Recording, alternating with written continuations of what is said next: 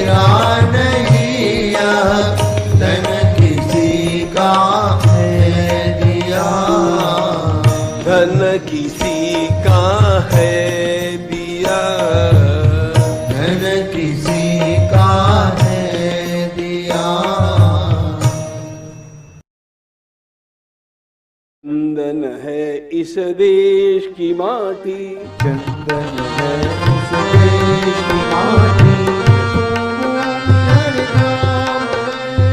तपोभूमि हर नाम है, हरवाला देवी की प्रतिमा, बच्चा बच्चा राम है, बच्चा बच्चा राम है,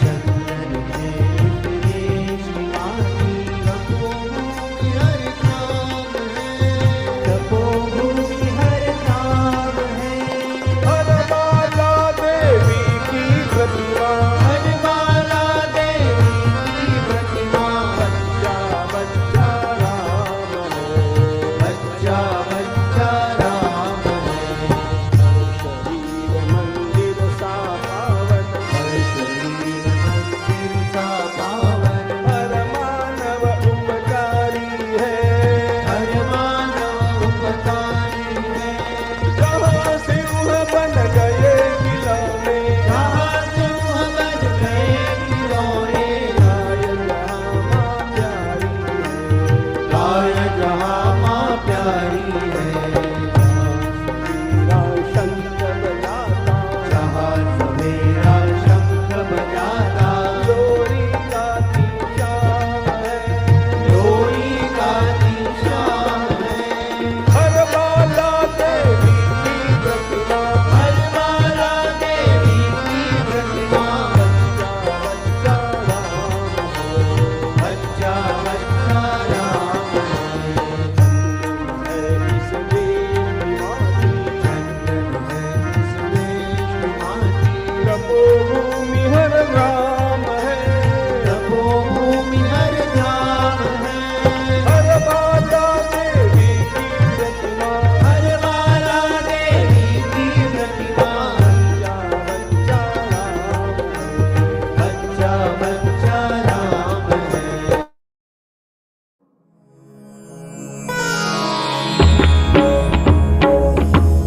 श्री गुरु चरण सरोज रज निज मनु मुकुरु सुधारी, बरनउ रघुबर विमल जसु जो दायकु फलचारी, बुद्धिहीन तनु जानिके सुमिरौ पवन कुमार, बल बुद्धि विद्या देहु मोहि हरहु कलेस विकार।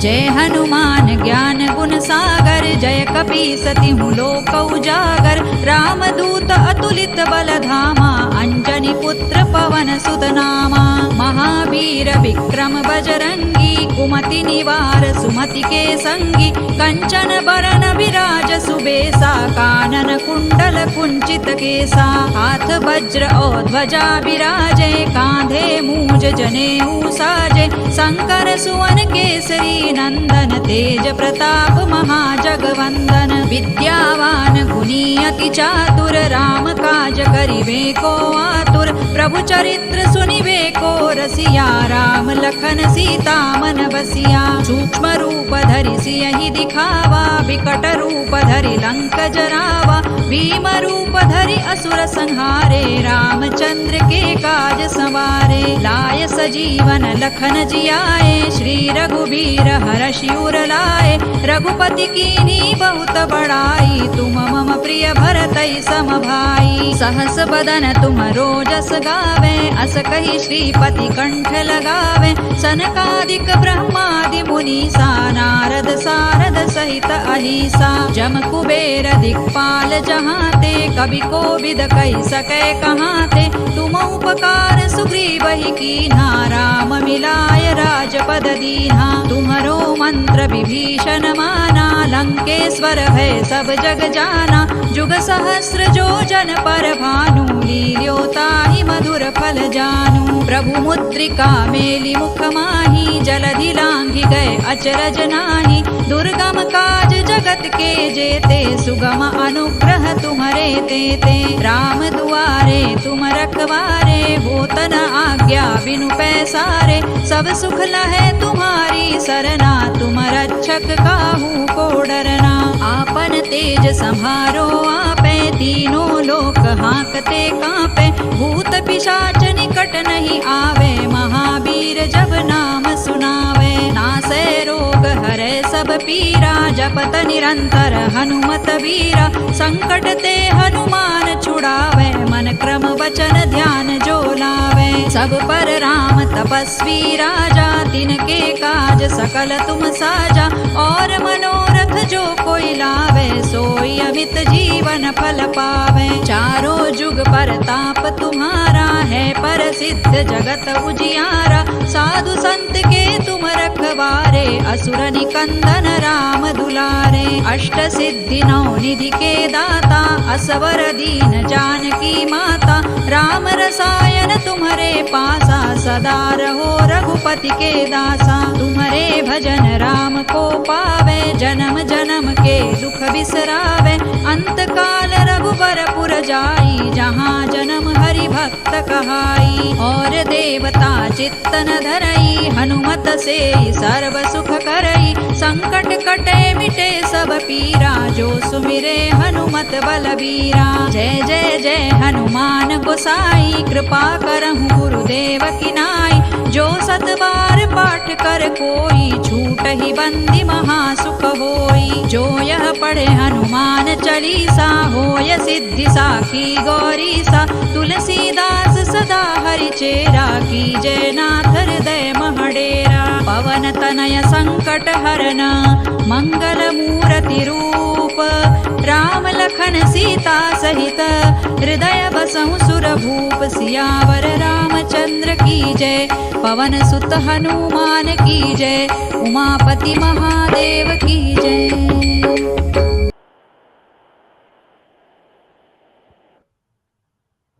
Jai Shri Krishna to all. I bow down in the lotus feet of Lord Shri Krishna and also pay my humble obeisances to Pujya Swami Govind Dev Giriji Maharaj. On behalf of Geeta Pariwar, I, Naisha Chawla from Bangalore, welcome you all to this well-arranged interpretation session. Today, respected senior trainer Vikas Vaidya will lead us into the fourth part of the 18th chapter of Śrīmad-Bhagavadgītā. Before we begin our session, I would like to wish everyone a very auspicious Hindu New Year, the first day or Ekami of Chaitra Navratra, Gudi Parva, Ugadi, Gangaur, and the way it is celebrated in all parts of our nation. Let us begin this enlightening session with a prayer. And so, Urmila Tengluji from Jammu will recite the Prarthana. Didi is a teacher who joined our Geeta Pariwar in May 2022. Didi serves as a GC and gives calling and adding seva at our Pariwar to improve our work. Jai Shri Krishna, Didi. Thank you so much, Didi. Vasudeva Sutan Devam Kamsajanuramardanam Devaki Paramanandam Krishnau Vande Jagadgurum Shri Krishna Vande Jagadgurum. Jai Shri Krishna to all. Thank you so much. Thank you so much, Didi. Moving on now towards the divine Deep Prajwalan, which will brighten up our minds for the upcoming parts of today's session. Neeta Joshi ji from Chhatrapati Sambhaji Nagar is with us today for Deep Prajwalan. Didi is a retired bank officer who gives several sevas in Geeta Pariwar when she joined Geeta Pariwar in October 2022. Didi also serves as a tech, GC and jail class as the tech. Jai Shri Krishna, Didi. निषिद्धैरप्येभिर्लुलितमकरन्दो मधुकरैः करैरिन्दोरन्तश्छुरित इव सम्भिन्नमुकुलः विधत्तां सिद्धिन्नो नयनसुभगामस्य सदसः प्रकीर्णः पुष्पाणां हरिचरणयोरञ्जलिरयम्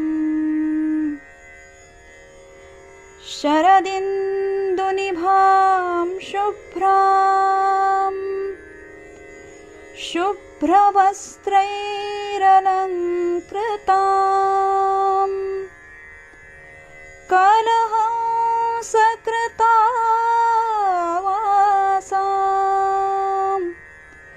वरदां शारदां नुमः वरदां शारदां नुमः.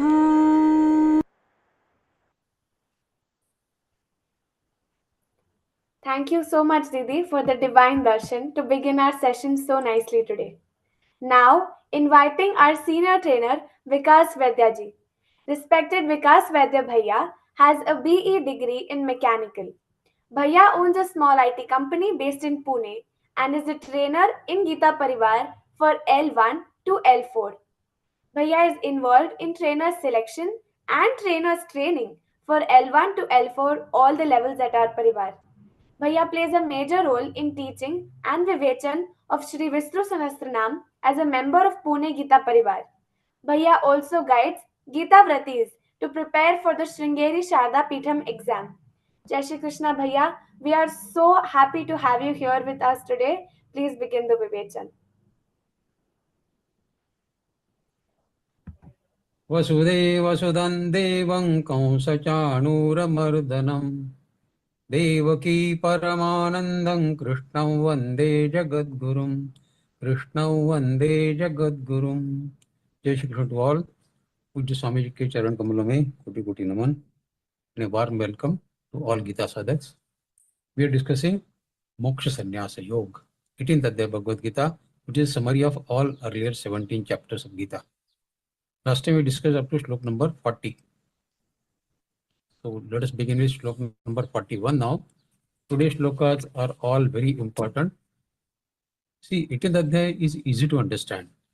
So whatever is discussed, probably you may not find many questions to be raised. That I can fully understand, appreciate. But if there are any questions, you are most welcome to raise at the end of session. So let us begin with slok 41.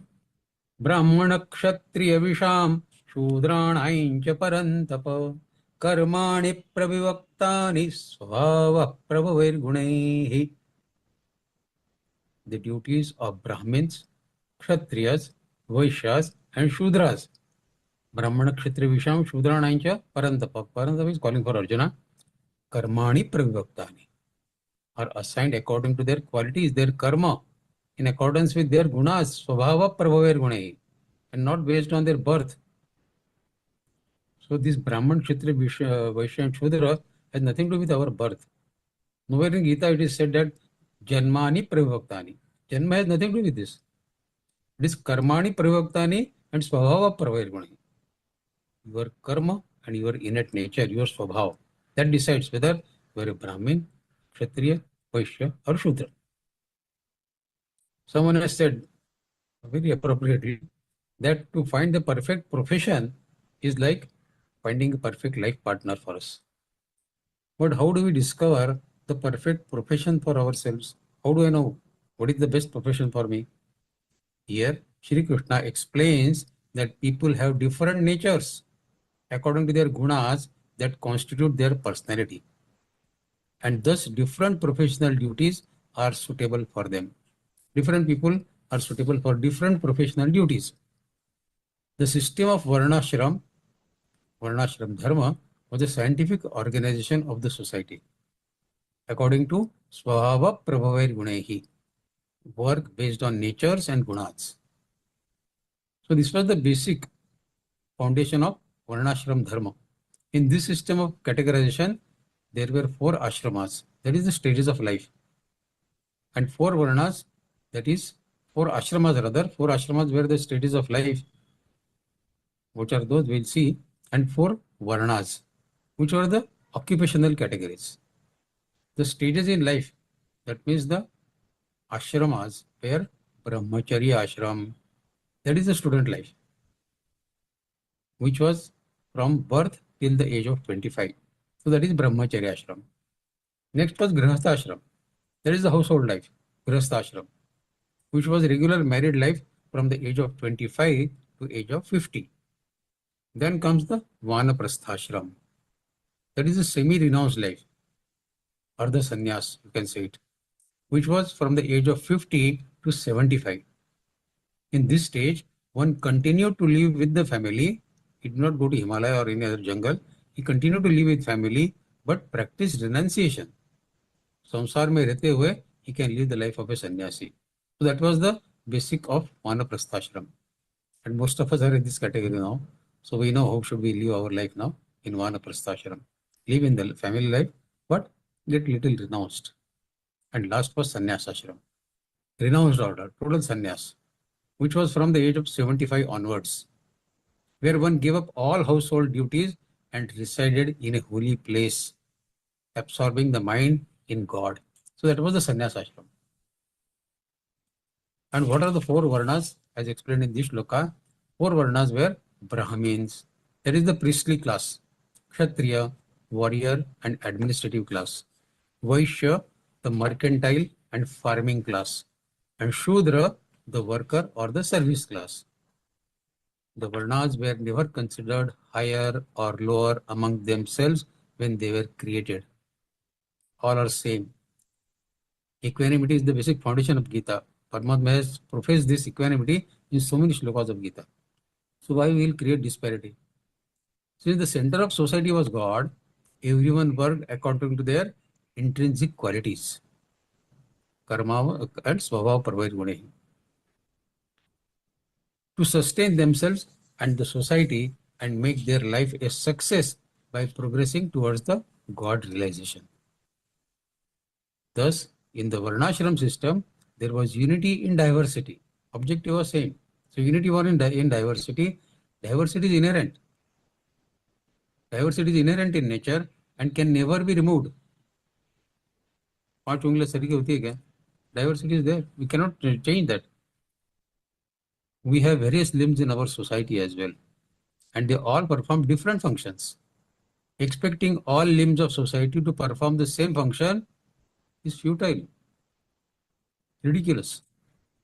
Seeing them all as different is not a sign of ignorance, but a factual knowledge of their utilities. Similarly, the variety amongst human beings cannot be ignored. Each one has his own specialty. We cannot ignore that. Even in communist countries, for example, where equality is a foremost principle, is their foremost principle, Samajvad, everybody should be equal. But even in communist countries, there are people, party leaders, who formulate the ideologies of the country. Then there is a military who use all sorts of weapons to protect the nation. Then there are farmers who cultivate the land, and there are industrial workers who do their mechanical jobs. So these segments are there in all countries, including the communist countries. The four classes of occupations exist in all countries, despite all attempts to equalize. The Christians and Islamic countries also have this division of society based on the duties. America doesn't have this, isn't it? They have an army, they've got business class, they've got service class. All four classes are there in all the countries. Whether you take Islamic country or you take any Christian country. I don't know why. But people decided to target India and our Sanatan Dharma under a wrong pretext. The Varnashram system recognized the diversity in human beings, human nature, and scientifically prescribed the duties and occupations matching to people's nature. However, with the passage of time, the Varnashram system got deteriorated, and the basis of Varnas changed from one's nature to one's birth. This was our mistake. Gita has not said this. The children of Brahmins started calling themselves as Brahmins, irrespective of whether they possess the corresponding qualities in them or not. Also, the concept of higher and lower caste got propagated, since when we don't know, but upper caste, they began looking down at the lower caste. When the system grew rigid and birth-based, it becomes totally dysfunctional. Functioning of the system got damaged. This was a social defect that crept in with the time and was not the original intention of Varnashrama when it was created by God. But the most annoying fact is that people, without understanding this shloka, started blaming Gita Gita has said karmani pravoktani svabhava prabhairgunehi. It has never said janma, birth. But people without understanding this, they start blaming Gita for dividing the society. Nonsense. Now tell me, Gita which professes equanimity all over in so many shlokas. Samatma yoga uchyate. Fifth adhyaya says Vidya Vinay Sampanne Brahmane Vyastini Shunichaiva Shvapakecha Pandita Samadarshana. Pandit looks at them in equanimity, whether he is a well qualified Brahman, whether it is cow, whether it is elephant, or whether it is a Chandal. When this kind of equanimity is professed in Bhagavad Gita, how Gita can create disparity among human beings? Is it possible? So to think that Gita has divided the family is rubbish. Is rubbish to say the least about it. In next few shlokas, Krishna, according to the original categorization of system, Shri Krishna will map the gunas of people with their natural qualities of work. So who is Brahmin? Krishna will tell us now. Who is Kshatriya? Who is Vaishya? Who is Shudra? Krishna will tell us now. And we need to follow this in our day-to-day life. Slok 42. Brahmana. Who is a Brahman? Shamodavastapashaucham kshantirarjavamevacho jnanam vidnyanamasthekyam brahma karmasva bhavajam. Tranquility. Shama. Shama is tranquility, peace of mind, peacefulness. Dhamma. Dhamma is the restraint, indriya control, restraint. Tapa. Tapa is austerity. So tranquility, restraint, austerity, purity. Shaucha means purity. Shanti. Shanti is patience, integrity, knowledge, wisdom, and belief hereinafter. These are the intrinsic qualities of karmas for Brahmins. So one who has all this tranquility, restraint, austerity, purity, patience, integrity, knowledge, wisdom, he is qualified to be called as Brahmin. Now there are attributes. These are the attributes of Brahmin. Note that not even once, Shri Krishna referred to any external appearance like having a shaved head or putting a tilak on the head or putting a silk dhoti or putting a thread around the body. That is not a Brahmin. The karma and swabhava that decides who is Brahmin. The real attributes of Brahmin are the forthrightness, the honesty, rare spiritual knowledge not possessed by the common people, purity, and forbearing all difficulties encountered while performing some austerity, some tapa. For example, a person decides to chant the Mahamrutyunjay mantra for 1,25,000 times. 1,25,000 का जप करना है over a period of 21 days. So you can imagine how many he has to do per day. Now will it be easy to chant Mahamrutyunjay mantra 1,25,000 times in 21 days? There are people who chant Gayatri mantra 24 lakh times. That is called Gayatri Punascharan within a limited period of time. Now sitting continuously for several hours together and chanting mantras with a focused mind, one will experience body discomfort and suffering. People get blisters on their body because the heat also gets generated with chanting of mantras. But he who gladly endures this hardship is a Brahmin. Such a person loves getting up early in the morning, 3 o'clock, 4 o'clock, devotes his time to worship the divine, and by consistent spiritual practices, such a person then one day gets first-hand experience of the Almighty God. And the one who thus realizes Brahma is a Brahmin. So a Brahmin has to realize the Brahma, then he is qualified to be called as Brahmin. And for that he has to follow all this, what has been said in this shloka. So those who possess predominantly the sattvic natures were Brahmins. These are all sattvic gunas.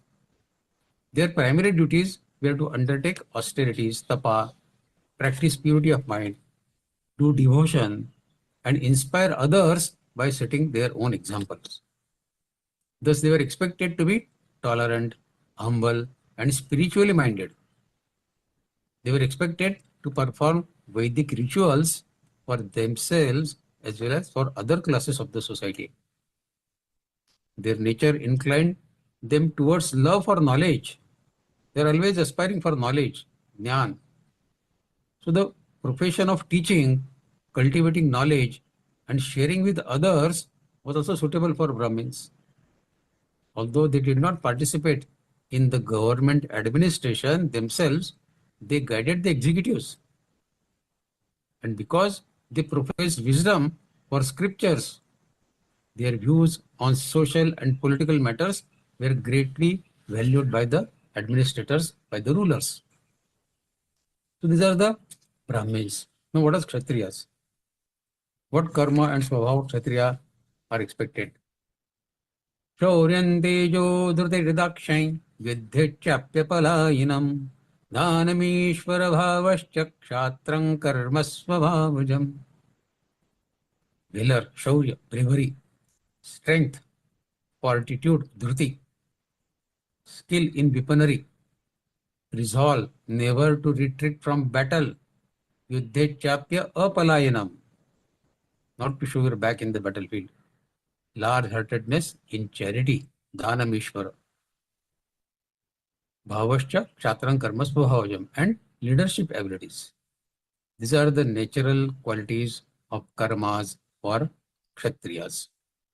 So Kshatriyas are heroic, strong and courageous. Moreover, this is supplemented with fortitude, firmness of mind, firm resolve, determination. It is generally believed that those who are ready to fight like people who enroll themselves in armed services are Kshatriya. Moreover, if their names are Singh, Rajput, you can assume that he is a Kshatriya. But just being willing to fight or wage a war is not the only criteria of being a Kshatriya. There are many other attributes. This has to be supplemented with forbearance, patience, generosity, resourcefulness for someone to be labeled as Kshatriya. Generosity has to be there. We see our army people helping the public in natural calamities. They help them in every what way? Whether it is flood, whether it is typhoon, whether it is tsunami, army people are the first to run and help the society. The Kshatriyas were those whose natures were predominantly Rajasic with a mix of Sattva Guna. So that's a mix of Sattva plus Rajasic. They are Kshatriyas. This made them royal, heroic, daring, commanding, and charitable as well. Their qualities were suitable for martial and leadership karmas. And they formed the administrative class that governed the country. Yet they realized that they were not as learned, as knowledgeable, as pure as Brahmins. Hence, they respected Brahmins and took advice from them on ideological, on spiritual, and on policy matters of the government. So these are all the Kshatriyas. Now what is Vaishyas and Shudras? Slok 44. Krushigaurakshamanijyam Vaishyakarma svabhavajam Paricharyatmakam karma Shudrasyapi svabhavajam. Agriculture, Krushi, Gauraksha, dairy farming, Vanijya, commerce are the natural karmas for those with qualities of Vaishyas. While serving through karmas is the natural duty for those with the qualities of Shudras. Paricharyatmakam karma Shudrasyapi svabhavajam. One who likes to render service to others is a Shudra. A Vaishya is he who deals with honest merchandising and honest selling of stuff. The Vaishyas were those whose natures were predominantly Rajasic with a mix of Tamoguna. They were thus inclined towards producing and possessing economic wealth through business and agriculture. They sustained the economy of the nation and created jobs for other classes. They were also expected to undertake charitable projects to share their wealth with the deprived sections of the society. So it is known that a businessman does business with an intention of making profit, isn't it? There is no arm twisting involved in doing business of Vaishyas. That is what is expected. But what matters is it is all above board. It should be just and reasonable. Moreover, spending a part of acquired wealth towards the welfare of the society, that too is the responsibility of Vaishyas. So only earning money is not the responsibility, but sharing the wealth with society is also the responsibility of Vaishyas. The fourth division refers to Shudras. These folks, they derive great joy in serving all constituents of the society, whether it is Brahmin, Kshatriya or Vaishya. The Shudras were those who possessed tamasic natures. They were inclined towards scholarship, administration or commercial enterprises. The best way for their progress was to serve the society according to their calling. That means artist or technicians or job workers or say tailors, craftsmen, barbers and other similar professions of the society. They were included in this class of Shudras. So, when a woman, a housemaker, a housewife takes care of her children and her family, offers services to all members of the family, she is a Shudra, isn't it? When a disciple, a Shishya, serves his Guru, when he cooks, he cleans clothes for his Guru, for that period of time, he becomes a Shudra, offering service. When a woman is educating, teaching her child, for that time, she is a Brahmin. And when she goes to a market and haggling for a reasonable price for purchase for her home, at that time, she becomes a Vaishya. What's more, when she fights for her honor or for the safeguard of her, to safeguard the interest of her children, at that time, she becomes a Kshatriya. We see ladies fighting in the society for their self-respect. So that time they become Kshatriya. Thus, these are all the fluid divisions. Brahman, Kshatriya, Vaishya, Shudra are fluid divisions. They are not set in the stone that once you are Brahmin for the whole of your life. It's not that. They are all fluid situations. But we unfortunately believe that once Brahmin, he is always Brahmin. It is not so. Gita doesn't say that. Shri Krishna performed all the four Brahman, Kshatriya, Vaishya, Shudra. He used to take care of cattle, farming, so he was Vaishya. He killed so many demons, Rakshasas, Asuras, so he was a Kshatriya. He is the most knowledgeable Brahmin, Yogeshwari call him, so he is a Brahmin also. And then Shri Krishna even cleaned the utensils for the Rishis who came for the Yajnas. So he did the job of Shudra also. So as I said, these are all fluid situations according to Gita. You should not brand somebody as a Brahmin, Kshatriya, Vaishya, Shudra. His karmas decide at that moment in time what he is performing. At the plane of Jnana,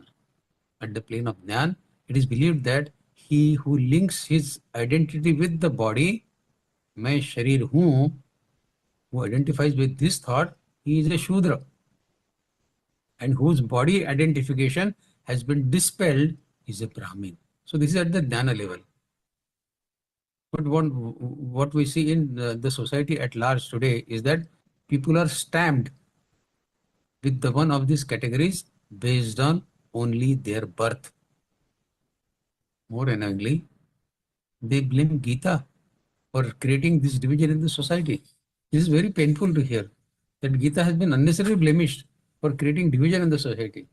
Gita is clearly saying karmani pravaktani svabhava pravarmani, not janma. And Paramatma himself performed all the four roles, no?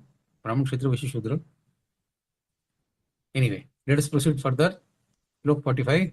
Sve sve karmanya bhirta samsiddhin labate naraha swakarma nirta siddhain yatha vindati tachrunu.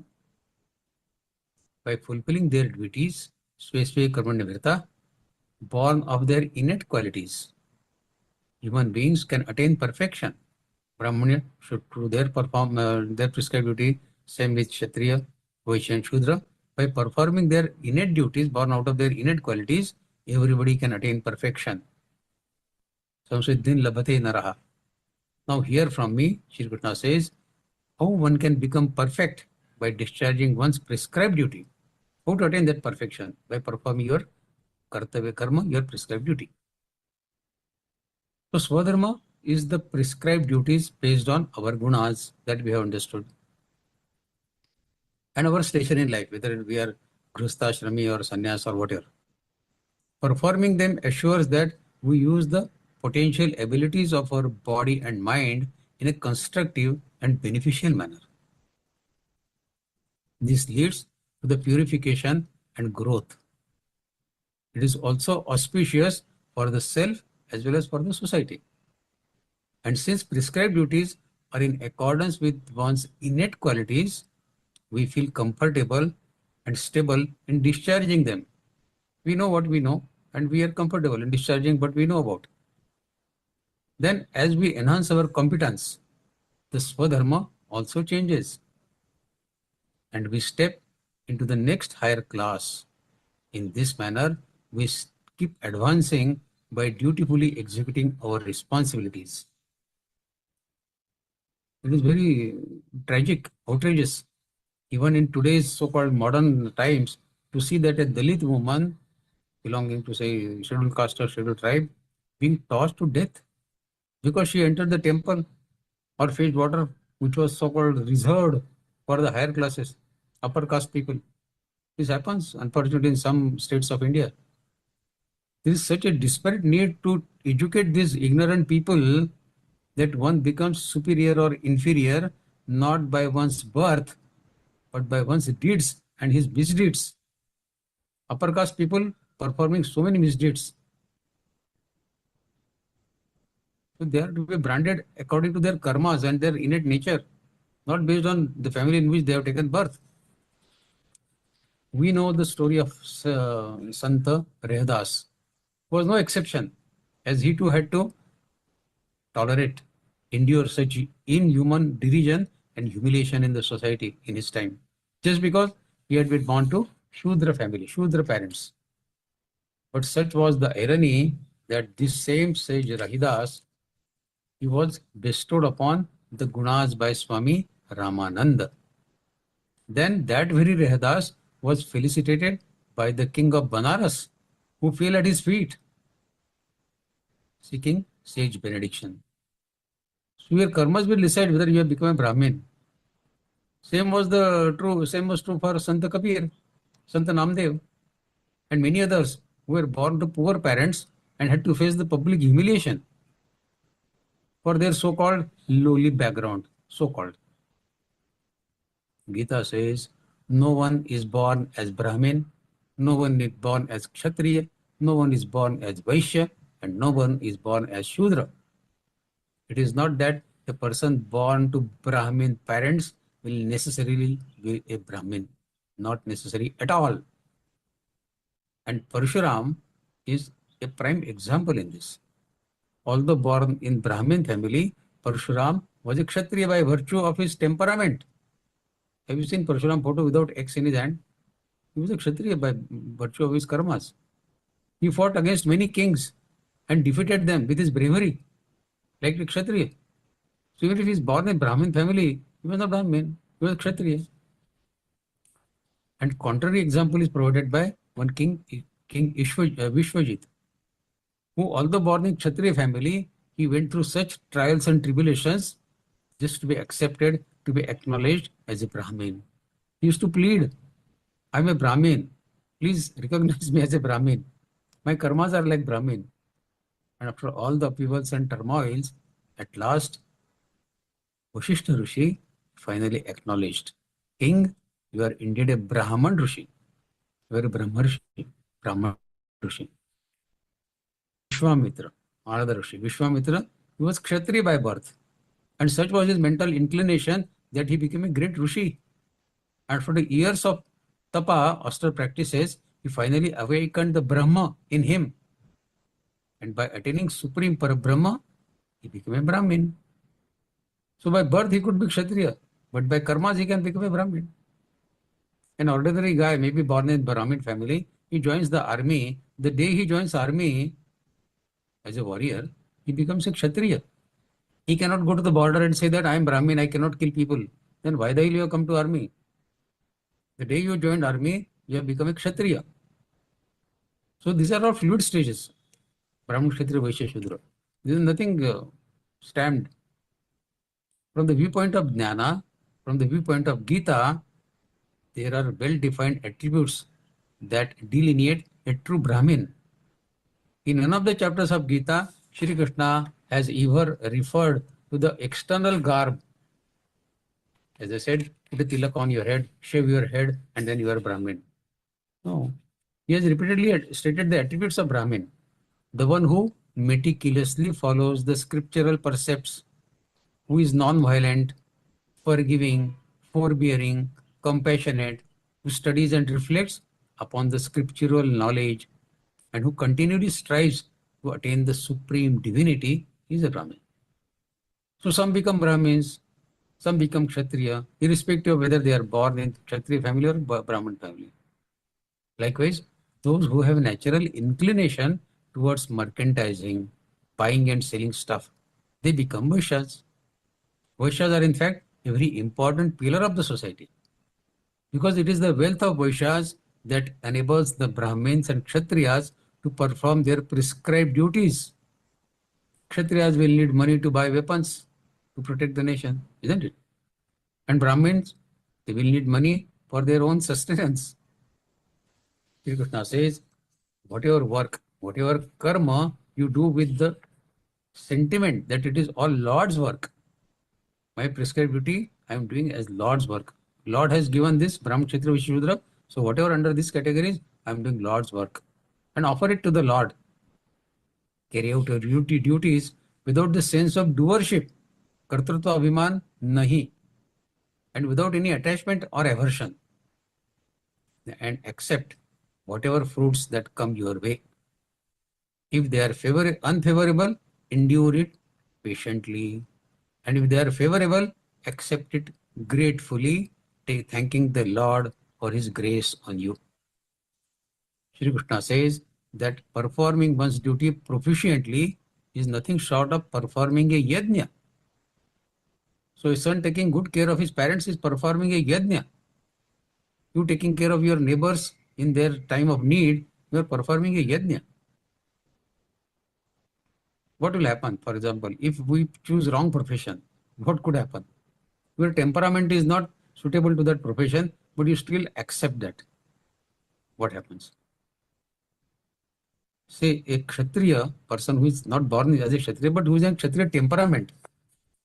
One who is having Kshatriya temperament, he decides to take up the job of teaching, for example. What will happen? God alone helped those poor children taught by a person with Kshatriya mentality, which is volatile, mercurial, and dictatorial position. He wants to be a king in all situations. And we read some incidents wherein in school sometimes the teacher slapped the students so hard that the poor fellow's eardrums got permanently damaged. Or a teacher, he punched the student so hard that it results in the brain hemorrhage of that student. So these are the teachers who have selected wrong profession. They are not suitable as teacher. They are suitable more for army, not for teaching profession. When they are so violent, you should choose the profession that is matching to your innate nature, your temperament. That is all Krishna is saying. Likewise, if the doctors and nurses, their disposition is of Shudra, that is, if suppose their disposition is not like Shudras, to give service,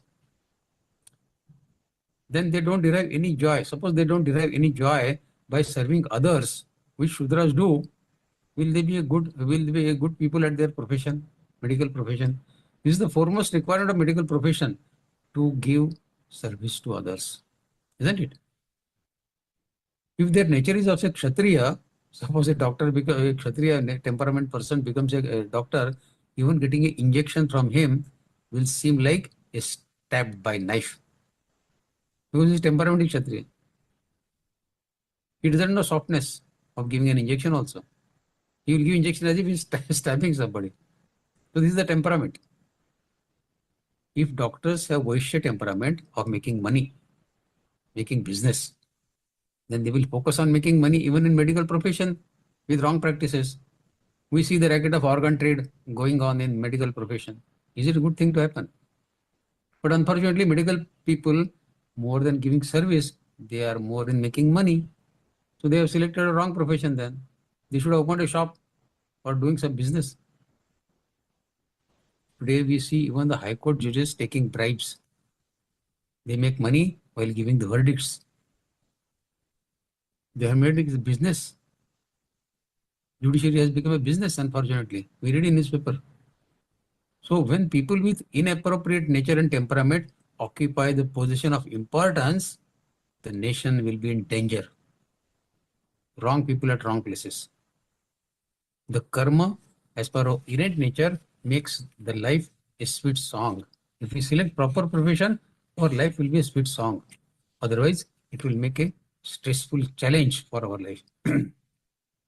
We should accept the reality that without God's and without Guru's grace, we are nothing. We should perform our prescribed duty with this, that God's grace and Guru's grace is on me. That is why I am performing my prescribed duty. And at the same time, we should give up our ahankar, our ego. Is our life a stressful challenge for us as of today? Or is it a sweet, melodious song for us? We should examine Swadhyay. We should do our own self-study to look at our own life. Now this is the time for telling a story. A priest, he came to a guru, a spiritual master. This priest was very popular, even more famous than the guru himself, and had great knowledge of all the scriptures. He knew all the scriptures by heart, but he still had a feeling of incompleteness within him. He had learnt and memorized the scriptures, but he did not feel that he was anywhere near the ultimate truth, the absolute truth. I have read, I have learned by heart, but still I have not understood what is the absolute truth. I have not understood Paramatma, the Tattvat Paramatma. He could recall words, but he could not find the door to reach the wordless silence. So in the final moments of life, he looked for a guru, and he even found a guru. The guru looked at the priest and said, "So I see a lot of obstacles within you. Your knowledge is overwhelming. You write that all you know and bring it. Whatever you know, write down and bring it to me. Why talk about whatever you already know? By reading what you know, I will not tell you that. Why should I tell you what you already know? We will leave all that and I will then tell you what you don't know." So the priest agreed, and then he went back. It took him almost a year to write down what all he knew. He knew so many scriptures that he kept on writing on and on and on and on. He had filled some 1,000 pages. He came back with a 1,000-page book to the Guru and offered it to the Guru. The Guru said, "Oh, you have come back. I doubted you may not even be able to come back, because there was so much information in your head that I thought you will take the whole life to write what you know. I did not know how long you would take to write, but you have come back in a year. Great." Seeing the 1,000-page book, the master, the Guru said, "This is too much. This is too bulky. I am old now. My death is near. I cannot read so much.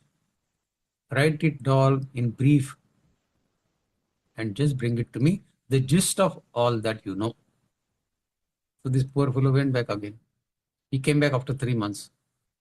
The priest returned, and then he had brought the gist of his knowledge, and now there were only 100 pages. 1,000 pages he converted into 100 pages only, summarized. The master said, "This is also too much. 100 pages I cannot read. My days are numbered now. I am so old. I cannot even read 100 pages. Bring it down even more." The priest went back again. He had written the summary on a single page, 100 pages brought to one single page, and brought it to the Guru. But the Guru was nearing death. He said, "Brother, this is too much. I cannot read one page also. Go to the next room and quickly summarize it." The disciple wrote the whole essence in one single sentence, in one shloka, and brought it. The Guru was holding his last breath. "Master," the Guru said, "I am holding on for you. When will you understand? Make it even shorter." Why are you being a miser and making it brief? Then the disciple, he understood. He came to his senses. He ran to the other room and brought back a blank paper, and he gave that blank paper in the hands of Guru. The Guru said, you have become my Shishya now. You have become my disciple now. Although I am leaving this world, but you have become my disciple, my Shishya, so your relation with me will continue. When I was alive, even then you had no relation with me because knowledge stood between you and me. You had ahankara of your knowledge that you know so many things, scripts you know by learned by heart and all that. So that was a barrier between you and me. Now you have come with a blank paper. You are empty now. So I am leaving, but don't worry. The relation is established. Even death will not be able to break this relation between you and me now. Life too cannot have connected you with me in this way. In that moment of emptiness, the disciple attained the divinity. He understood. So what happened? This is a very unique story. What happened when he brought the blank paper? Bringing the blank paper meant the empty from within. If you have to go on the path of spirituality, you have to be empty from within. Continue with this. Sloka 46. Yatah pravrittirabhutanai yena sarvamidam tatam swakarmanatmabhyarcha siddhim vindati manavaha. By performing one's natural occupation, yatah pravrittirabhutanai, one worships the Creator, yena sarvamidam tatam, who has occupied, who has pervaded the entire universe. One worships the Creator from whom all living entities have come into existence, into being, and by whom the whole universe is pervaded. By such performance of karma, a person easily attains perfection. So Swadharma is so important. Our prescribed duty is so important that it can lead us to attaining Paramatma as well. So important. So no soul is superfluous in God's creation of this universe. No soul. His divine plan is for the gradual perfection of all living beings. We all fit into his scheme of say tiny cogs in the giant wheel. And he does not expect more from us than the competence he has given to us. Whatever inherent competence we have, act as per that. That is what I expect. Therefore, if we can simply perform our Swadharma in accordance with our nature and position in life, we will participate in his divine plan for our purification. That is what he expects. When done in devotional consciousness, our work itself becomes a form of worship. हमारा कर्म ही उसकी पूजा है. Our work becomes worship. A powerful story relating that no duty is ugly or impure, and it is only the consciousness with which we do that duty that determines its worth. This story was told by sage Markandeya to Yudhishthira, and this is covered in Mahabharata. You might have heard it probably. The story goes that a young sannyasi went to the forest while he meditated and performed tapa, ghor tapa, austerities for a long time, many years. A few years went by, and one day a crow, kawa, his dropping fell upon him, on that sannyasi, from the tree above. He looked angrily at that bird, and the bird fell down dead on the ground. The sannyasi realized that he has now developed a mystical, a yogic power in him. As a result of this, as a result of his ghor tapa, his austerities, he has developed this power, yogic power. So he became filled with pride. Abhi great ho gaya main. Shortly thereafter, he went to a house to beg for alms. Bhikshandehi. The housewife came to the door and she requested to him, to that sannyasi, that wait for a while, since she was nursing her sick husband. This angered this monk, and he angrily glanced at that woman, thinking You raged woman, how dare you ask me to wait? You don't know what power I have. The woman replied. He did not say anything. He only looked angrily at that woman. And the woman replied, do not look at me with this kind of anger.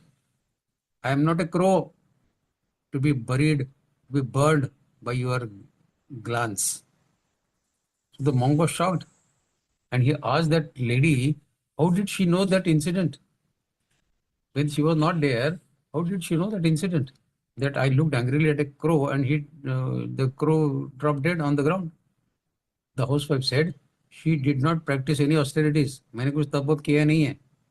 But I have done my duties with devotion and dedication. My kartavya karma, my prescribed duties, I always do with devotion and dedication. By virtue of it, I have been eliminated and I am able to read your mind. She then asked him to meet a righteous butcher who lived in the town of Mithila and said that he would answer as to what is the true dharma. So consult that butcher. He may be sannyasi, but consult that butcher, he has the knowledge what is the real dharma. The sannyasi overcame his initial hesitation of speaking to a lowly butcher, but he went to Mithila. The righteous butcher then explained to that sannyasi that we all have our swadharma based on our past karmas and our competence.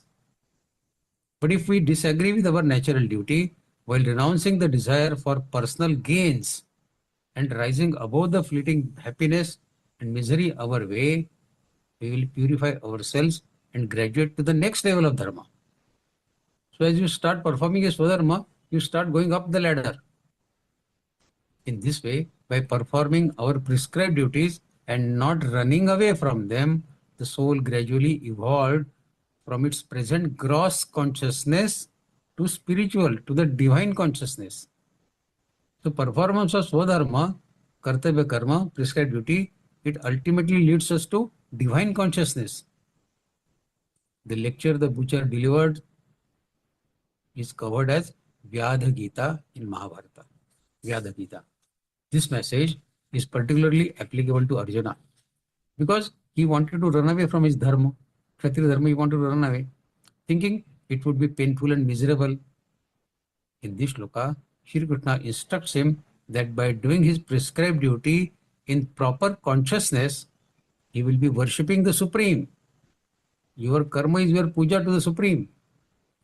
And he will attain him easily with this ultimate perfection by performing his swadharma. So this is the importance of swadharma. Next, so 47. Shriyan swadharmo viguna paradharmat swanishthitat swadharme nidhanam swabhavaniyatam karma kurvanna apnoti kilbisham. Similar slok is there in earlier adhyaya also. Shriyan swadharmo viguna paradharmat swanishthitat swadharme nidhanam shriya paradharmo bhayava. This is in third adhyaya. Now this shloka says Shriyan swadharmo viguna paradharmat swanishthitat swabhavaniyatam karma kurvanna apnoti kilbisham. Paramatma says, it is better to do one's own dharma, swadharma, even though imperfectly. You may not be 100% right in doing your dharma, even you perform your kartavya karma, but even then you should do it. Than to do another's dharma, even though perfectly. You know other's job very well, but don't do that, even if you can do it perfectly, and you do your job, even if you are doing it imperfectly. By doing one's innate duty, the person does not incur sin. While performing your swadharma, you don't incur any sin. When we do our swadharma, prescribed occupational duties, there is a twofold advantage. It is aligned with our disposition and it is as natural to our personality, our swabhav, as flying is for a bird or swimming for a fish. Do they have to take any efforts in doing that? Similarly, if we perform our karma, which is suitable to our innate nature, we don't have to exert anything. It comes to us automatically, naturally, like a bird flies without any efforts. So it is comfortable for mind. It can almost be done involuntarily. Mind doesn't have to go under any stress. And when the mind doesn't have to go, the conscious becomes free to be engaged in devotion. That is the advantage. Performing Swadharma, which is suitable to your innate nature, then the consciousness will become free in engagement with devotion. On the other hand, if we abandon our duties, thinking them to be burdensome, to be boring, and take up another's duties unsuitable for our nature, we struggle against our innate inclination of our personality.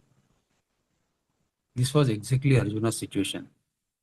His Kshatriya nature was inclined to military and administrative activities, and the events drove him to a situation wherein it was necessary for him to participate in the Dharma Yuddha, war of righteousness. If he were to shirk from his duties and withdraw from the battlefield to practice austerities in the forest, it would not help him spiritually. Because even in the forest, he would not be able to get away from his innate nature of Kshatriya. In all likelihood, he would have gone to forest. In all likelihood, he would gather the tribal people in the jungle and he could become their king because it is in innate nature. Instead, it would be better for him to continue doing his duty born of his innate nature and worship the God by offering the fruits of his karma to the God. When one becomes spiritually accomplished, the Swadharma also changes. It no longer remains at the bodily platform. Shri-Indriya Buddhi, it surpasses that. Rather, it becomes the dharma of the soul, which is the devotion to the God. That is the Swa. Swa is our fragment of God, no? And the Swadharma is reuniting this Swa with the God. That is the Swadharma. So after performing our Kartavya Karma, we ultimately realize this Swadharma. At this stage, one is justified in giving up occupational duties and engaging wholeheartedly in the devotion, because that is now the Swadharma of one's nature. This should be our Swadharma at the end of life. Or after at least knowing Geeta, this should become our Swadharma to reunite us with our Paramatma.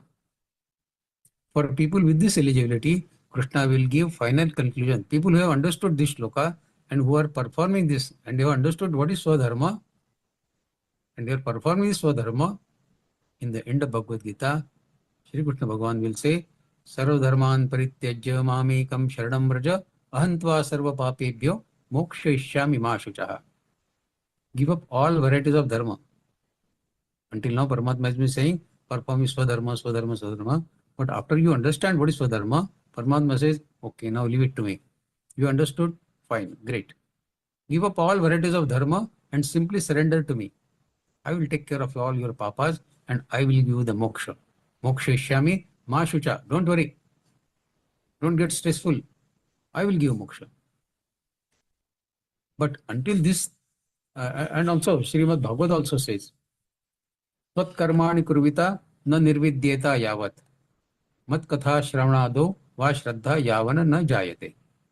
That means we must keep doing our prescribed occupational duties as long as the test for devotion through hearing, through chanting, and through meditating on the leelas of God have not developed in us. So until we develop this kind of devotion in us, we should keep performing our bodily Swadharma. But ultimately that stage comes. But until that stage comes, this Swadharma has to be followed. And ultimately when we attain that Swadharma of reuniting our Swa with Paramatma, at that stage Paramatma will say, now I will take care of you. I will wash off all your Papa Karma and I will give you the moksha. Now leave all this dharma and everything to me. Sarvadharman paritejya. Continue with Shlok 48. Sajang karma kaunteya sadoshamapi natyajit sarvarambha hi doshena dhumena agririrvavrataha. One should not abandon duties born of one's nature, even if one sees defects in them.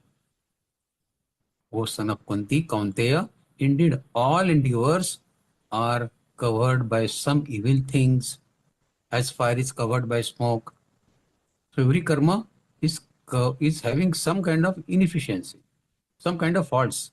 But that does not mean you should give up your swadharma, your kartavya karma. People sometimes withdraw from their duty because they see a defect in them. Here Shri Krishna states that no work is free from the fault. Just a fire naturally has smoke. Can there be any fire without smoke? On the top of fire, smoke is there. For example, we cannot breathe without killing millions of microbes. We breathe, but we don't know how many microbes are there in the air, and we breathe and kill them. Jain Munis, they cover their mouth, thinking that they can avoid this. If we cultivate the land, for example, we destroy millions of microorganisms. If we succeed again competition in business, for example, we deprive many others of wealth. When we eat, we deprive others of food.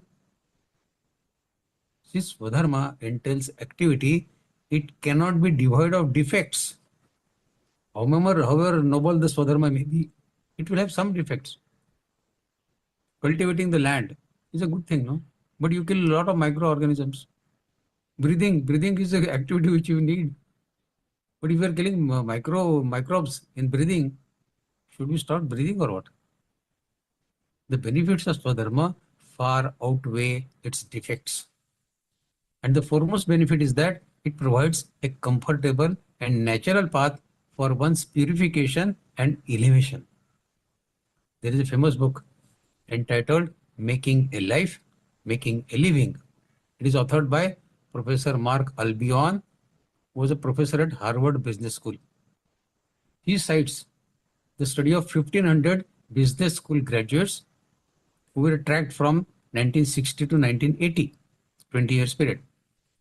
From the beginning, the graduates were grouped in two categories.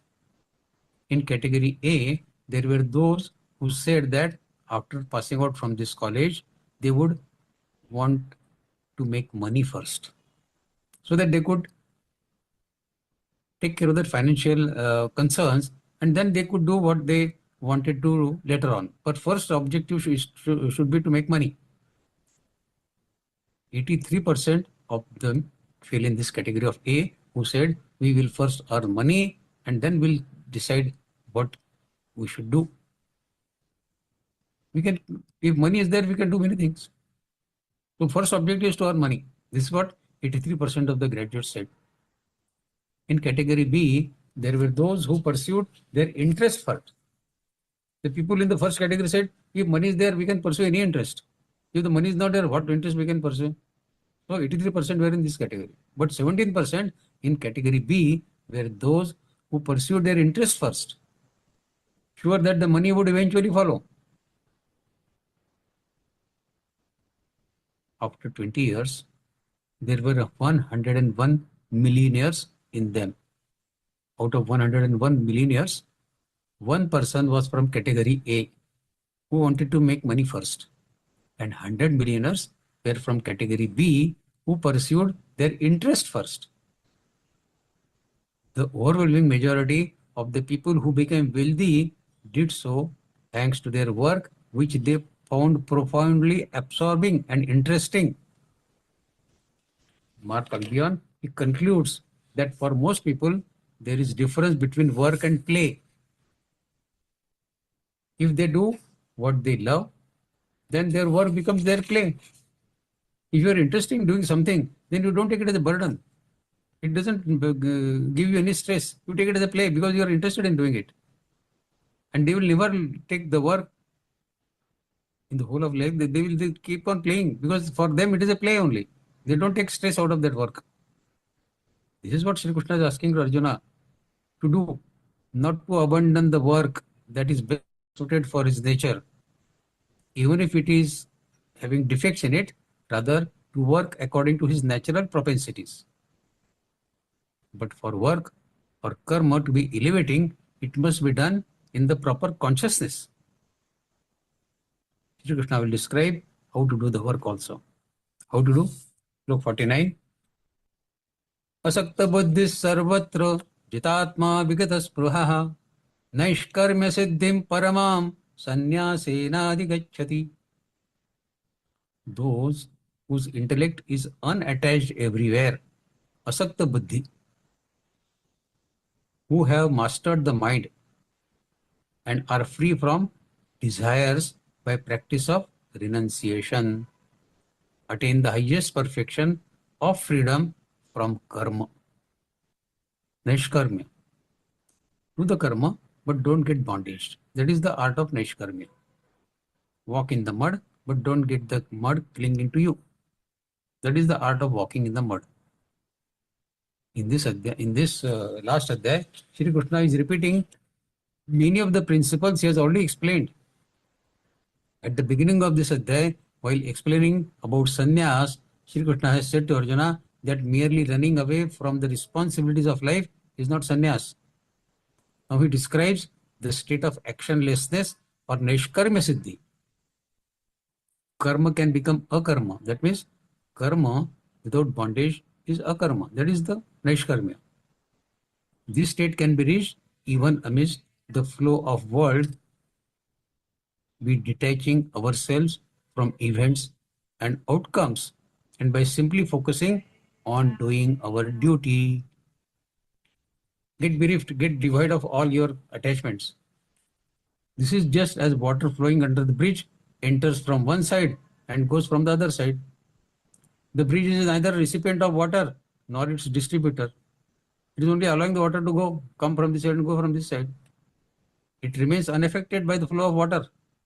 Likewise, the karma yogi do their duties but keep their mind unaffected by the stream of events, by the stream of happenings, flow of events going around them. They do not neglect to putting their best efforts in doing their duty as an act of worship to the God.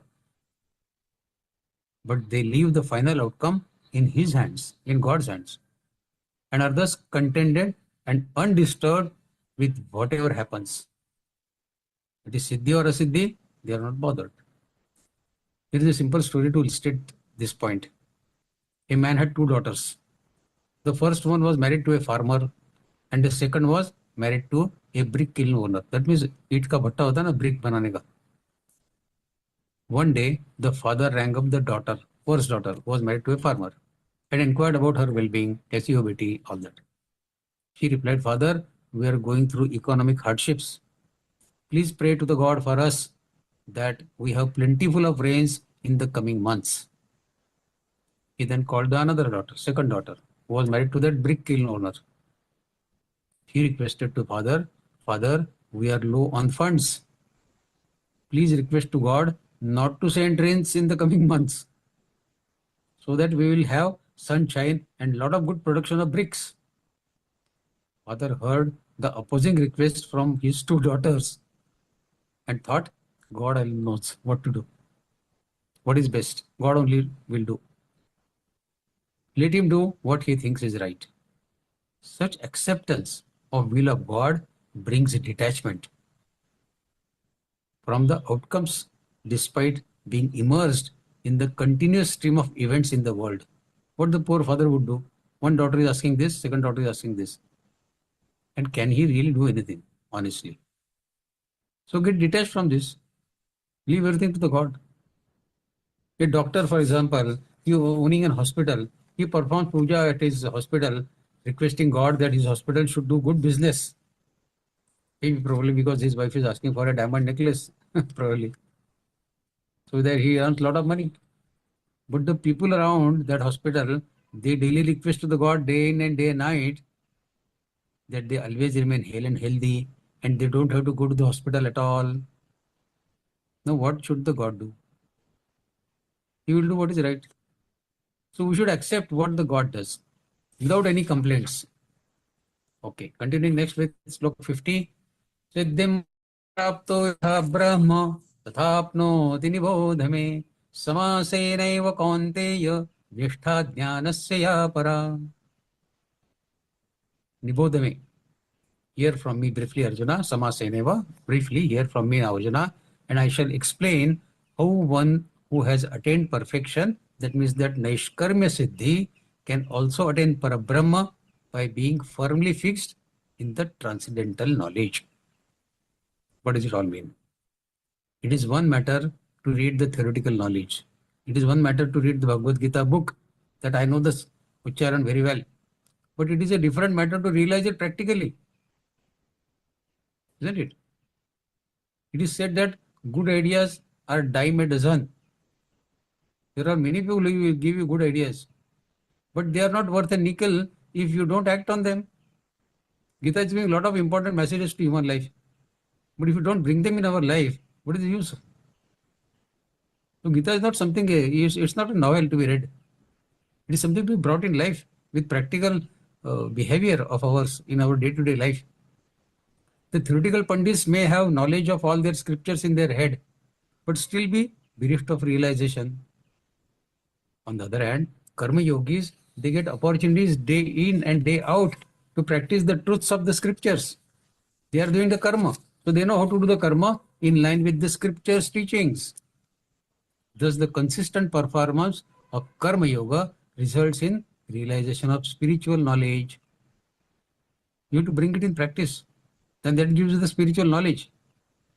Understanding and contemplating and then bringing in day-to-day behavior the messages of Krishna from Gita results in realization of Gita in our life. Pujya Swamiji says, Gita padhe, padhaye aur jivan mein laye. Unless we bring it in the jivan, we have not done the job. And when one attains the perfection of Nishkarma Siddhi or actionlessness, while performing karma, transcendental knowledge becomes available through experience. So, fixed in the knowledge, the karma yogis attain the highest perfection of God realization. And how it happens, that Krishna will explain in the next shlokas. But for the karma yogi to perform karma, he has to remove the two poisonous teeth of the karma. One poisonous teeth, if kartrutva bhiman, and second is sense of enjoyment. Removing these two poisonous teeth, if one performs karma, he can attain that Nishkarma Siddhi. Okay, continuing with next shloka now. Now next three shlokas are connected to each other, wherein Paramatma will give how to attain this Nishkarma Siddhi. So we'll read all these three shlokas together and discuss them together. Slok 51. Buddhya vishuddhaya yukto dhrutyatmanam niyamya shabdadin vishayans tyaktva ragadvesho vidasya cho. Meaning in short is, endowed with pure intellect, buddhya vishuddhaya, firmly restraining the senses, turning away from sound and other objects of senses, that is shabda, sparsha, rupa, rasa, gandha, casting aside attraction and aversion, ragadvesho vidasya cho.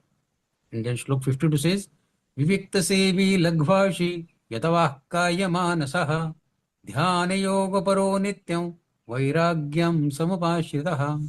Meaning word to word is dwelling in solitude. Vivikta sevi lagvashi, taking light diet, controlling speech, body and mind. Yatavah kaya manasaha. Ever engaged in meditation and concentration, resorting to dispassion. And 53rd shloka says, Ahangaram balandarpam kamam krodham parigraham vimuchya nirmamashanto brahma bhuyaya kalpate. Having abandoned the egoism, ahankar, balam, darpam, kamam, krodham, parigraham. So having abandoned egoism, violence, arrogance, desire, anger, accumulation, parigraha is accumulation, and devoid of notion of mindness and tranquil in mind, such a man becomes qualified to attain Parabrahma, Brahma Bhuyaya Kalpate. He becomes qualified. He has not attained, but he has become qualified. From Pune to Bombay, when we go Mumbai, the VT station comes. That is the last station. Before VT station, there is a station called Masjid Bandar. So this fellow has reached up to Masjid Bandar. He has not reached VT as yet. But having reached Masjid Bandar, next station is VT only. So he is Brahma Bhuvaya Kalpate. He is going to reach. Now, these three shlokas, 51, 52 and 53, Shri Krishna lays down the guidelines for the strivers to be followed in their life to attain that Nishkarma Siddhi. Let us see how many of us can bring this in our day-to-day life. Slok 51, he says, Buddhya Vishuddhaya Yukto. The striver of Sankhya Yoga who wants to realize the God should be endowed with pure or sattvic intellect. We discussed what is sattvic intellect in this adhyaya only. There should be no doubt in his intellect. In the discipline of Sankhya, Buddhi intellect is given the priority. Discrimination, which is very essential for a striver, it is revealed in the pure intellect. Viveka Buddhi is a must. What is good and what is bad? It is by this discrimination that he cuts off his connection with the material world. He knows where to get connected and what is to disconnect. So he disconnects with the material world and get connected with the Paramatma, that is Buddhya Vishuddhya. Then further, Vairagyam Samupashritaha. As worldly people depend on objects and persons out of attractions, out of passion, a striver of Sankhya Yogi, he remains detached from all this. He is detached from attractions and passions. He has no attachment for worldly persons and worldly places as well, or even the celestial pleasures. No charm for him in all this.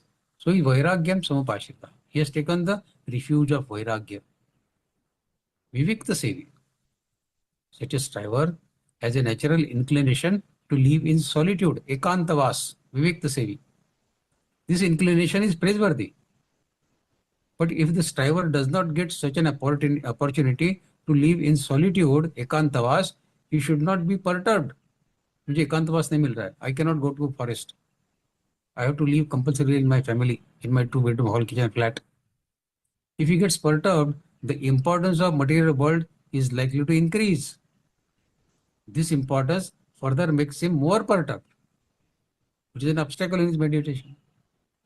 He should remain equanimous, both in solitude as well as in crowded places. That is the art of living. To perform your meditation, to perform your duties, even if you are in solitude or we are in a crowded place. That is Vivikta Sevi. See, solitude is conducive for concentration. Yes, agreed. It is conducive for meditation and purification of heart. Okay, all agreed.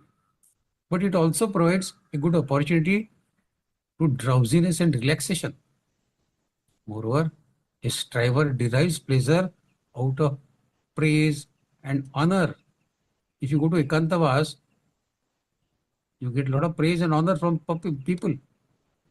You won that through your residence in a lonely place. Oh, Ekantavas mein chale gaye ho. But these are tumbling blocks. Any praise, any honor that comes your way is actually a tumbling block in your spiritual sadhana. In the progress of striver, this becomes a stumbling block. So you should be on guard against them. Even if you become a Vivikta Sevi, and if you get some honor and praise from public, you should ignore it totally. Otherwise, you will get blocked. Lagvashi. Next, Paramatma says Lagvashi. The striver should take regulated diet. His food should be sattvic. What is sattvic food? That we have seen in 17th Adhyaya. And the quantity of food should not be too much as well. It should be enough for sustenance of the body, not to fulfill the test of your tongue, but for sustenance of the body. Further, dhrutatmyanam niyamyecha. You should firmly restrain dhruti, firmly restrain intellect from worldly temptation. You should niyamya, you should restrain. You should allow the intellect to deviate from you should not allow rather the intellect to deviate from the goal of God realization. That is niyamyecha, that restraint he should have in his intellect. Dhrutatmyanam. And yatavakkaya manasaha. You should control his speech. You should control his body. You should control his mind. In 17th Adhyaya, Paramatma has said this. Devadvijuguru pradnya pujanam shaucha marjavam. Brahmacharya hisacha shariran tapauchyate. Then in 15th sloka, Paramatma has said, Anudvegakaram vakyam satyam prihitanchayat swadhyaya vyasananchaivo vangmayan tapa uchyate. Vangmay vani. And in 16th sloka of 17th Adhyaya, Paramatma said, Manah prasada saumyatvam maunam atma vinigraha bhava samshuddhirityetat tapo manasa muchyate. So what is Sharirik Tap, what is Vachik Tap, and what is Manasik Tap, that we know from 17th Adhyaya. Paramatma says, follow those which I have already said. He should not indulge his body in futile things like wandering here and there, or in too much of relaxation, or in too much of journey for physical pleasure. His speech should be truthful and agreeable, and necessary, free from reproach and scandals. The mind should be trained to have thoughts of only Lord and not of the material world. That is the Manasikta. Further, Shabdadin Vishayans Tattva. Shabda Sparsha Rupa Sagandha. Shabda Adi. Adi means all these are included. Shabda Sparsha Rupa Sagandha. The striver should learn to withdraw his senses from their object of sound, touch, form, that means Rupa, taste and smell. Shabda Sparsha Rupa Sagandha. So, the striver should learn to withdraw his senses from the corresponding sense objects. Eyes have an object of Rupa. Ears have an object of sound. Tvacha, skin has an object of touch. Similarly, taste and smell. Because constant attraction to sense objects creates a hurdle in the meditation. When Indriya meets with the Indriya object, it will create either favorable situation or unfavorable situation, happiness or sadness, good or bad, profit or loss. This kind of dvandva creates a big stumbling block in meditation. Paramatma says, Shabdadin Vishayans Tyaktva, chhod do. Restrain. Don't allow your senses to get engaged with the sense objects. That is Shabdadin Vishayans Tyaktva. And further says, Ragad Visho Vidasya. See, a man is attached to persons and things which he thinks are useful for him. If anyone creates an obstacle in attaining these worldly objects, you want to go and meet a person very much dear to you, if somebody puts an obstacle in it, you automatically start hating him. If he has attachment for something desirable, that means he is automatically having some aversion for something which is undesirable. This is the corollary. A man is bound by both attraction and aversion because he keeps on thinking on these lines of attractions, that means desirable, and aversion means undesirable. This becoming his nature causes great problems for him in meditation. So he should keep himself away from attraction and aversion. Ragad Dvesho Vidasya. Further says, Dhyana Yoga Paro Nityam. A striver be ever engaged in meditation and concentration. During fixed hours of meditation, he should practice meditation, of course, and while during the remaining time he discharges his professional and other practical duties, he should always believe that nothing else exists besides the Lord.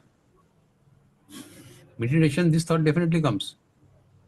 But when you are performing your professional and other practical duties, this thought should always be there in the mind. Vasudevam Sarva Iti. We already read in this Adhyaya also. Sarva Bhuteshu Yenaikam Bhavam Vyamikshate Avibhaktam Vibhakteshu Tajnanam Vidhi Satvikam. So this Satvik Buddhi we should always have. Further, Paramatma says, Ahankaram Valandarpam Kamam Krodham Parigraham and Vimucha. Vimucha is to give up. A person has egoistic notion that he is superior to others. That is Ahankar. Because of his virtues, he is superior to others. This is called Ahankar. A force to bring others under one's control, under one's sway, is called Bala, power. When consciousness of one's property reaches, is called Darpa, arrogance. The desire for obtaining worldly pleasures, prosperity, and favorable circumstances is called Kama, Kamana. And the feeling of excitement or provocation, a kind of hot sensation to do wrong things to others because they have been a stumbling block to our selfishness, And our pride is called krodha, anger. Tendency to accumulate material things and objects is called parigraha. Paramatma says, get devoid of all this. Ahankaram, balam, darpam, kamam, krodham, parigraham, vimucha. Vimucha means chhod do ye sab. Sri Krishna says, a striver should abandon these tendencies of ego, force, arrogance, desires, lust, anger, and accumulating material things. Now, these are all the steps Krishna is telling us to attain that Nishkarma Siddhi. Further, Paramatma says, Nirmama. Nirmama is not Nishthur. Nirmama is without attachment. The biggest attachment we have is for our body, senses, mind, and intellect. The striver should firmly believe that these were not ours a few years back. Say 100 years back, did you have your body? No. Did you have your intellect, senses, mind? Nothing. And this will not be ours 100 years from now. Why 100 years? Even 50 years from now, it will not be. This will not be ours, isn't it? Some same detachment should be there in the person. We can consider persons as ours only for offering them seva. Don't get attached too much. Offer him seva that you have to perform. For performing our kartavya karma for them, of course they are important. It is wrong to regard them as ours. If we regard them as not ours, then we become free from the notion of mindness. ये मेरा है, मेरा बेटा, मेरी बेटी, मेरा ये मेरा मेरा छोड़ देना चाहिए. निर्मम, शांत. Tranquility of mind is undisturbed by achieving affinity towards the material world. It gets disturbed, no? Tranquility of mind gets disturbed. When we are getting our mind attached to the material world, lot of kamanas enter into our mind. Ye chahiye, wo chahiye. So it disturbs the mental peace of the mind, isn't it? If this affinity is renounced, if you take divorce from this material affinity, the striver will remain tranquil in his mind. Because we have already learned that attractions and aversions disturb the peace of mind. So if these attractions and aversions are ruled out, then you get the peace of mind. That is Shanta. And lastly, Paramatma says, after doing all this, Brahma Bhuyaya Kalpate. A striver who is devoid of sense of mindness and is tranquil in his mind, he becomes eligible, he becomes qualified for attaining Parabrahma. That is, as soon as his affinity towards the unreal is renounced, he becomes worthy of attaining Parabrahma, he becomes worthy of attaining God realization. As I said, this is Brahma Bhuyaya Kalpate. He has become qualified, he has become eligible, he has not become so far. That state is still little away. Like that Masjid Bandar station has come, but VT is still further. When that stage comes, that we'll discuss in the next session. Thank you so much for listening. Jai Shri Krishna to all. Now the forum is open for you to ask your questions.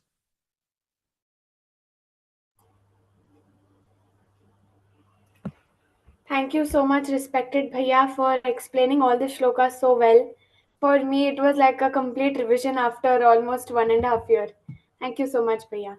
Now, we will let you all ask questions. So please raise your hands and you can ask questions from our senior trainer, Bhaiya.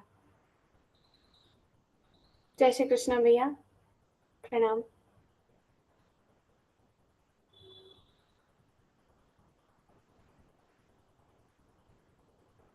Didi, please allow unmuting. Okay, now it's Yes. okay, fine. Jai Shri Krishna, Bhaiya. Pranam. Jai Shri Krishna, Pranam. So if there are any questions, feel free to ask the questions from first session, second, third, fourth, whatever sessions you have, or any parts of Bhagavad Gita. If you have any questions, feel free to ask. This is a very free and frank discussion. So you can freely ask whatever you have in mind. If I can reply, I will be happy. If I don't know, I will tell you I don't know. As simple as that. Yeah, I think you have explained it so well. No one has any questions. Okay. As I said in the beginning, 18th Adhyaya is easy to understand. Easy to understand. And it is easy to pronounce also. Pronunciation of 18th Adhyaya shlokas is very simple, easy. Nothing complicated about it. And also the meanings are not so complicated like 13th Adhyaya or 8th Adhyaya. They are comparatively easy to understand. So if people don't have any questions, I can very well appreciate that. I can understand that. So Bhaiya, if you allow, we can move on. Yeah, sure. Yes. Since we've realized with no questions that Bhaiya has explained it so well, I would like to thank Bhaiya for taking out his time and helping us understand these shlokas. And I also would like to thank our technical team, our technical assistants, and those who are working behind the scene, without which the session would not have been possible. So, just to offer all our learnings to Shri Bhagwan today, Bapi Viswasji will recite the prayer. Bhaiya is from Dinajpur, a high school teacher, and presently gives seva as a group coordinator and tech at various levels of our Geeta Pariwar. Jai Shri Krishna Bhaiya, please lead us into prayer. Jai Shri Krishna. Yogesham Satchidanando Vasudevo Vrajapriyam Dharma Samsthapako Veeram Krishno Vande Jagadgurum Shri Krishno Vande Jagadgurum. Jai Shri Krishna. Jai Shri Krishna. Thank you so much, Bhaiya. So we shall meet the next time for the next part of the interpretation session. But before we can wind up, let us all give some finishing touches to what knowledge we have attained from Bhaiya today by reciting Hanuman Chalisa and giving it in the lotus feet of the Lord. Jai Shri Krishna to everyone.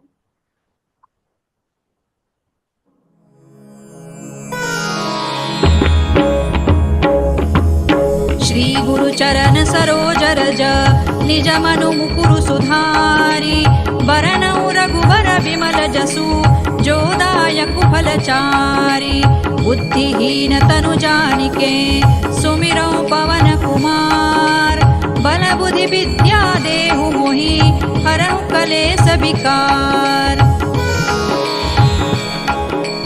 जय हनुमान ज्ञान गुण सागर जय कपीस तिहु लोक उजागर रामदूत अतुलित बल धामा अंजनी पुत्र पवन सुत नामा महावीर विक्रम बजरंगी कुमति निवार सुमति के संगी कंचन बरन विराज सुबेसा कानन कुंडल कुंचित केसा हाथ वज्र और ध्वजा विराजे कांधे मूज जनेऊ साजे शंकर सुवन केसरी नंदन तेज प्रताप महाजगवंदन विद्यावान गुणी अति चातुर राम काज करिबे को आतुर प्रभु चरित्र सुनिबे को रसिया राम लखन सीता मन बसिया सूक्ष्म रूप धरि सियहि दिखावा विकट रूप धरि लंक जरावा भीम रूप धरि असुर संहारे रामचंद्र के काज संवारे लाय सजीवन लखन जियाए श्री रघुबीर हरषि उर लाए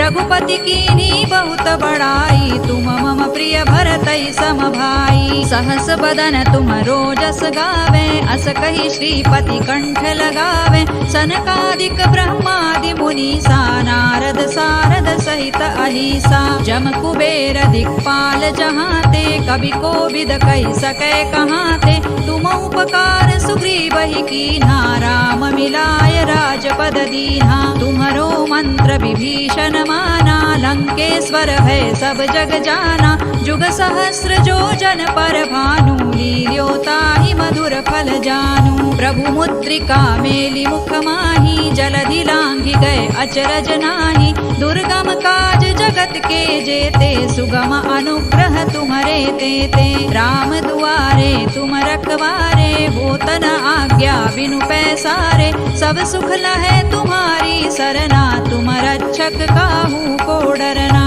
आपन तेज संहारो आपे तीनों लोक हांकते कांपे भूत पिशाच निकट नहीं आवे महावीर जब नाम सुनावे नासै रोग हरै सब पीरा जपत निरंतर हनुमत वीरा संकट ते हनुमान छुड़ावे मन क्रम वचन ध्यान जो लावे सब पर राम तपस्वी राजा तिनके काज सकल तुम साजा और मनोरथ जो कोई लावे सोई अमित जीवन फल पावे चारों जुग पर ताप तुम्हारा है प्रसिद्ध जगत उजियारा साधु संत के तुम रखवारे, असुर निकंदन राम दुलारे। अष्ट सिद्धि नौ निधि के दाता, असवर दीन जानकी माता। राम रसायन तुम्हारे पासा, सदा रहो रघुपति के दासा। तुम्हारे भजन राम को पावे, जन्म जन्म के दुख बिसरावे।